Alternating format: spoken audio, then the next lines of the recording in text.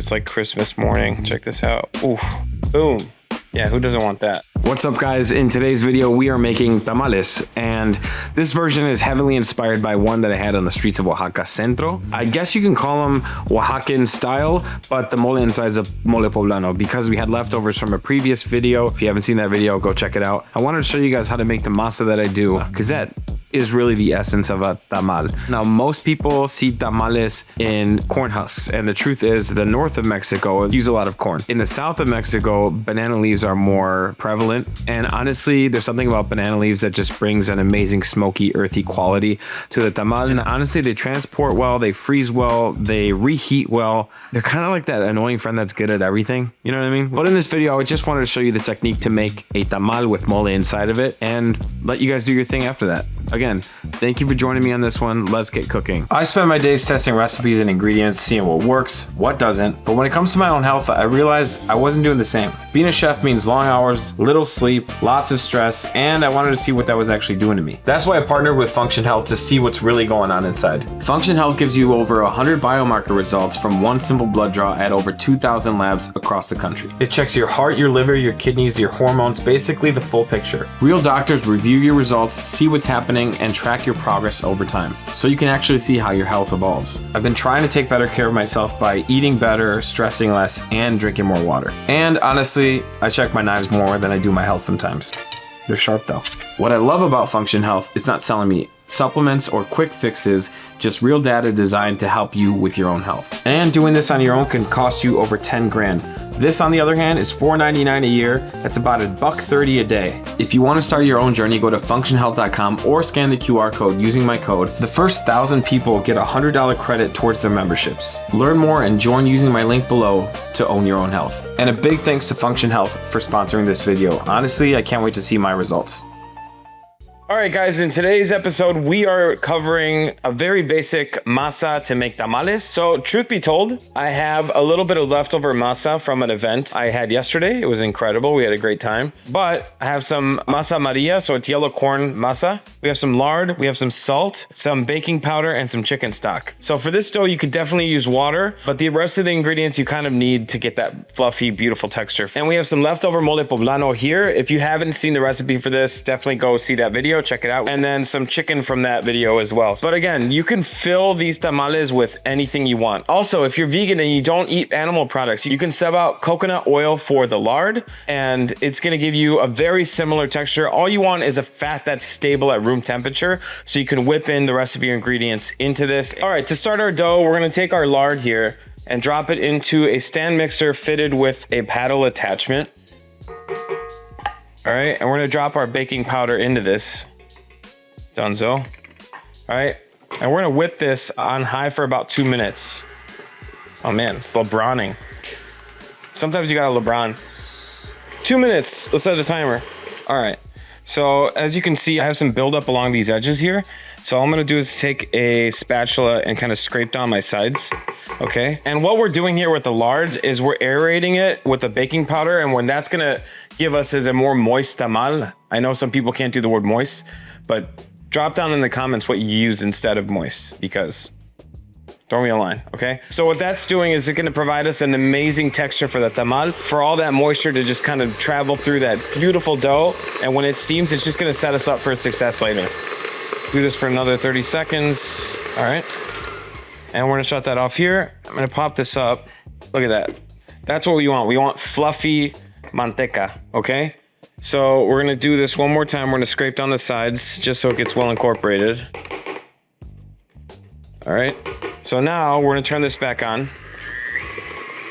Keep it whipping, get it fluffy. All right, and now we're gonna add our masa.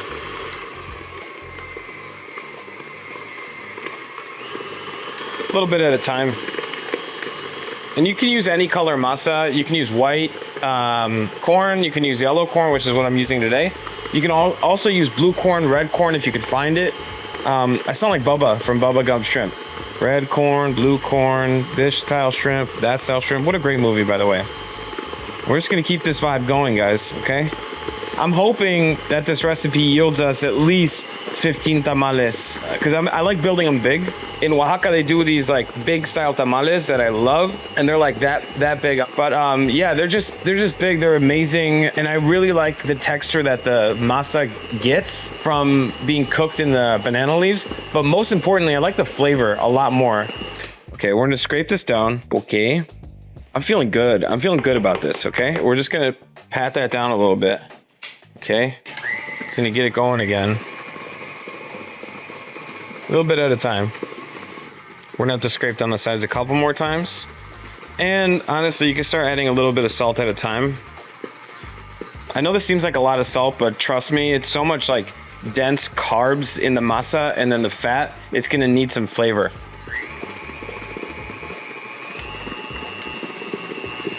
Let's stop this and then scrape it down. Dude, I'm pushing this freaking machine to the limit. Honestly, this thing's been, I've had this particular stand mixer for like, dude, gotta be 13 years now, which is wild. It's so crazy how time passes. Some people say time is a social construct. I don't know. Drop down in the comments if you think that's true. All right, add some salt. All right, this is looking great. Now, what I want to start doing is adding my stock little by little. Just let it kind of work in, and then we'll whip it a little bit later. Heard it through the grapevine. How much longer will you be mine? You gotta sing your masa sometimes, okay? It's gonna come out good. All right. This is feeling good. This is feeling good. Man, that's a great flavor though. So good. I'm gonna add a little bit more salt to this. I think I might need all this, honestly. I know it seems crazy. Man, that flavor is so good. Delicious. It tastes like a tamal. Delicious. All right, I'm gonna give this one more mix here. Boom, done. So I'm gonna show you guys a little trick that I do. It's a good trick to have. Some might call it a nice little move. So I'm gonna take a little bit of this, and I have some ice water here. What I'm gonna do is I'm just gonna drop this little bit into this, and if it floats, it's good, okay? And that means that we aerated the masa correctly, the lard is nice and whipped, the leavening agent in there, which is baking powder, is doing its job, but also it's just gonna give us that texture of steamed fluffy dough, which is what we want in this recipe, okay? So here, you know, if you want to adjust with some stock, that's totally fine too. Or was I not locked in? Oh, dude. Lock in, guys. Don't be like me. Lock in. Look at that. Cool. This looks wonderful. Yeah, I like that. And if you think it needs a little bit more water and you like your dough that way, you can definitely do that. No problem. But I'm going to let that ride. Okay? So our masa is done, and I'm gonna start building our tamales, which is pretty great because this is a very easy recipe, honestly. And for real, if I can do it, you can do it. The beauty of cooking is I'm always learning, and I hope that when you guys are watching these videos, you guys are learning and something new, and maybe something clicks for you, and you're like, oh, you know what, I need to try that. Or even when you guys are in the comments saying like, hey, Jonathan, have you tried this? Also saying my full name's weird. Okay, call me, figure it out. Give me a nickname. Don't give me a nickname. Please don't give me a nickname, because what if it's bad? If it's bad, I don't want it. But if it's good, dámelo. You know what I mean? Okay, guys, let's talk about banana leaf prep. Okay, so these you'll find in your frozen section, and to wake them up and revive them, what I like doing is letting them thaw in your fridge overnight, and they come out looking like this. I've already toasted these over an open flame, and the reason we do that is just to kind of wake them up a little bit. So you could take, I'm not gonna do the open flame, but you could just take your torch as well and just give it a little pass, but I just like doing it like a little over an open flame. Again, I've already done these on my stovetop behind me, but it's just gonna provide like a vegetal flavor that really kind of wakes it up. Anytime I'm using these type of leaves, I'm definitely toasting them over an open flame for sure. But that's pretty much all the prep. And honestly, the dimensions, the ideal dimensions, like this is solid here. It's a little on the bigger side, so you're gonna have a lot of overlap there. But I would say like 12 by like 9, so that's like what, 30 centimeters by 22, 100 grams of masa, maybe 50 grams of chicken and 50 grams of mole look like. A total of, beautiful mind, math. That's like 200 grams, okay? That's a nice size tamal. Somebody gives you that, give me a little huggy, a huggy hug. Now, you're gonna have leftover leaves and really awkward shaped ones, okay? So what you're gonna do, you're not throwing them out, guys. You're not throwing them out. You're gonna use them, okay? So we're not throwing them out. What we're doing is I'm gonna show you right now. So over here we have a makeshift tamalero.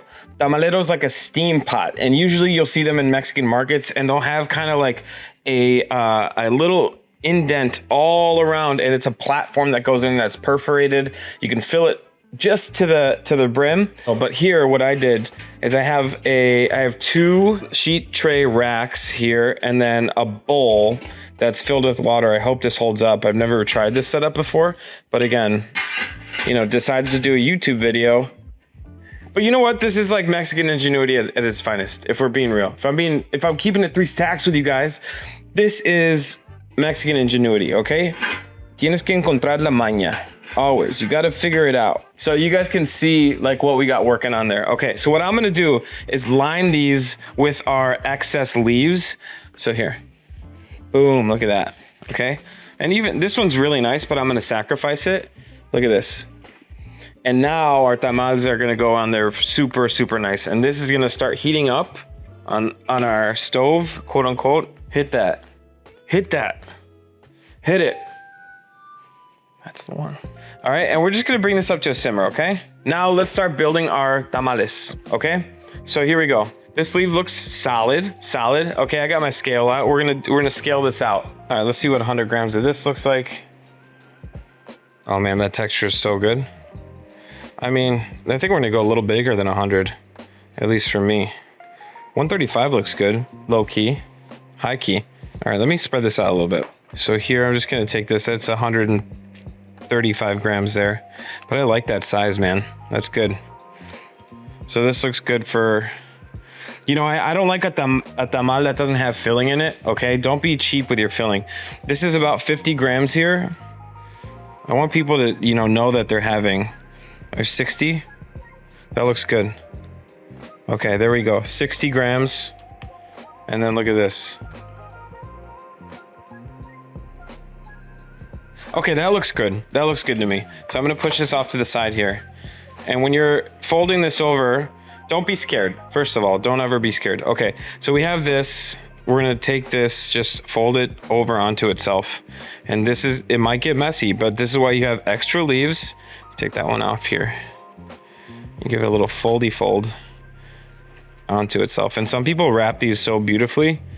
You could do it. Let's see if this, is this gonna tie? Will this tie? It's my favorite game to play.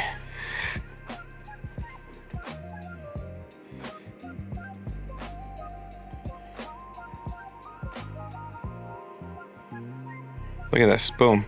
First tamal done, okay? And you guys can make this to your specs. You can take all these recipes and do it with the corn husks. I'll do another video on that one for sure because I love them, especially from where my family's from. We're from Jalisco, and that's what you see a lot of there. But honestly, if you've ever been to Oaxaca, they do one like this, but they do a whole chicken leg in it, and it's mind-blowing. And these guys are freaking huge. They're huge. But I think for like a little, I think this is a great size right here, okay? So we're just gonna get moving on all these, and then we're just gonna make tamales. What do you guys think? Let's go. So I wanna talk about fillings, okay? So this is the mole poblano I made. Again, we're gonna link the video for this one down below. Let's talk about fillings for tamales. It's all about flavor and texture. This masa is very well seasoned. And if you look at this mole, it's cold. Temperature matters when you're making these guys. You want this to be room temp. You want this to be chilled. You don't want hot mole going into this because it's gonna mess with your texture, okay? So you guys can see this beautiful texture of mole. It's a little thicker than I would serve if I was just serving a mole dish, but we're making tamales, okay? So it's not really a mole dish. Now look at this. The chicken is not shredded, okay? It's nice and whole pieces of chicken because I want people to have that texture, that gelatin. And if you're shredding meat to put in tamales, I found, at least in my experience, that it's gonna come out a little dry. And we don't want dry tamales, okay? We want people to, you know, have an amazing meal. Look at this. There's 50 grams right there. Here we go. Honestly, that extra mole is so key, man. Look at that. Look at this guy. Boom, boom, boom. Folding this guy over. Okay.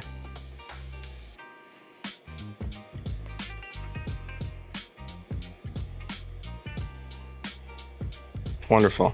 Look, and this is what they're looking like. These are pretty much the same weight, same size, all that. All right, this is a good example. If you guys have this little like tear here, what you could do is just take another leaf off of here, okay? And what you're gonna do is just kind of tuck it in to cover that.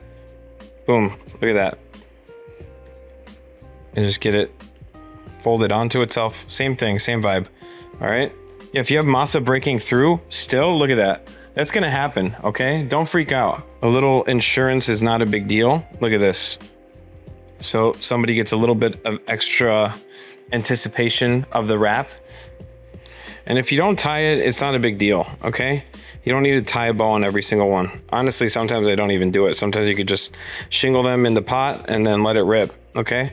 But here we go, we're still vibing. All right, here's a good example. If you are having trouble with a lead that's a little hard, what you can also do is take some butcher twine and make a little, you know, like a little parcel.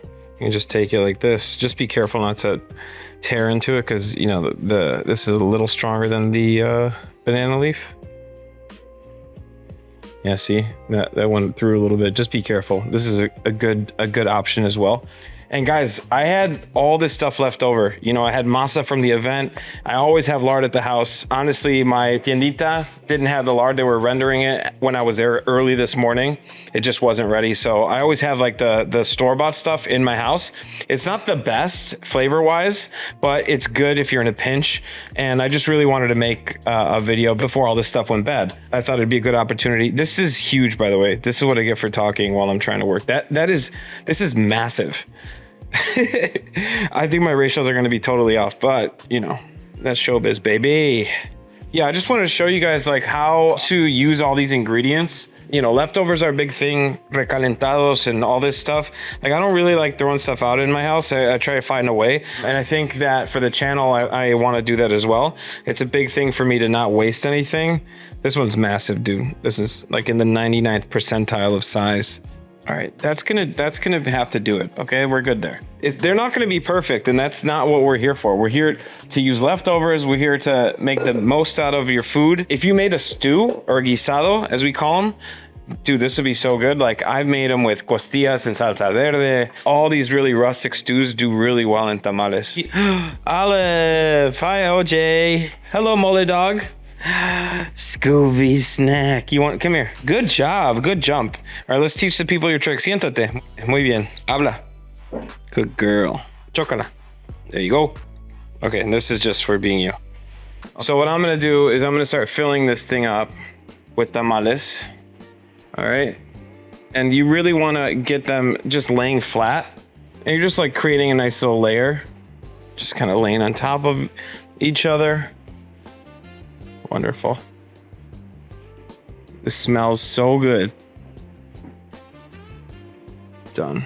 Look at that. So now what I like to do is with some leftover leaves here, you're just gonna like seal it on top like this. Boom.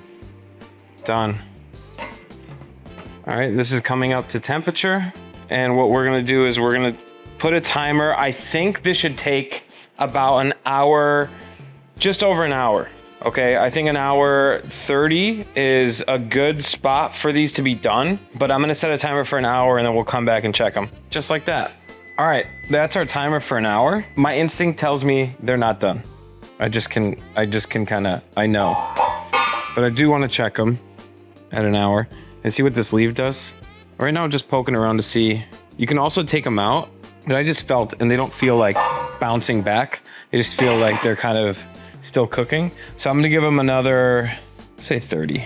Let's say 30. All right, so our timer just went off for the tamales. That's an hour and a half. I'm gonna pop this open. You can see all that water gathering on top here. It's a good sign. That means our leaves are doing their job, keeping everything moist. And I could already see like there's masa here popping out. It's looking really nice. I just put my hand on this. You know what? Let's check this top one. Get this out. Look how beautiful that looks. That wonderful grease on there, that oil. I'm gonna cover this. That's good steam we want in there. So we're gonna pop this guy open. And it should peel cleanly away from the the leaves. Let's see how we are here. That's looking so good. I'm happy with that. That looks amazing. Okay, cool. Dude, that looks so good. Look at this thing.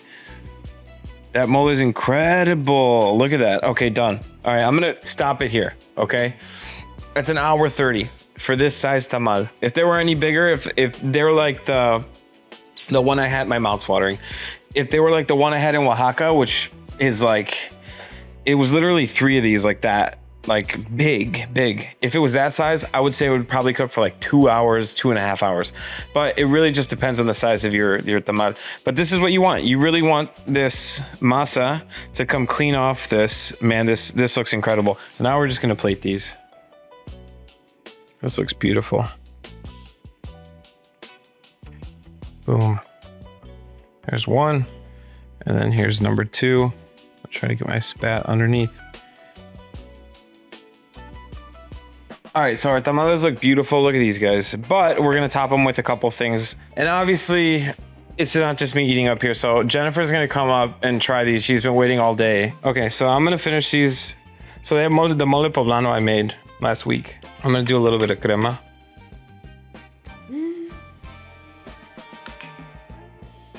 Ooh, it just slid off. But you get the vibe. Some queso. And we're gonna do some toasted sesame seeds. Look at this. Boom. Yeah, who doesn't want that? Okay, let's go. All right, you gotta be brutally honest though. No sugar coating, because the people need to know if it's good or not. Okay, this looks like the bite right here. The corner? Because you gotta get a little extra sauce. You gotta get the crema. Ooh, there's a big piece of chicken. See, don't shred your chicken. Leave it nice and chunky.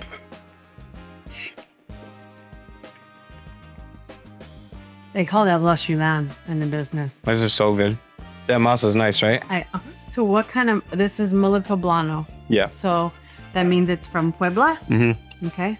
How good is it? Scale from 1 to 10. 9.78. Damn. Avocado would put it at 10. That's right. Somebody get the woman avocado so I can get a perfect score. Guys, if you like the video, give it a thumbs up, subscribe if you can, and hit the notification button so you don't miss out on the next recipe. It would help us out tremendously. Drop down in the comments to let me know your family recipe for tamales. Hit me up. Hope you guys like this recipe. But yeah, join us on the next one. I'll see you in the next one. Peace.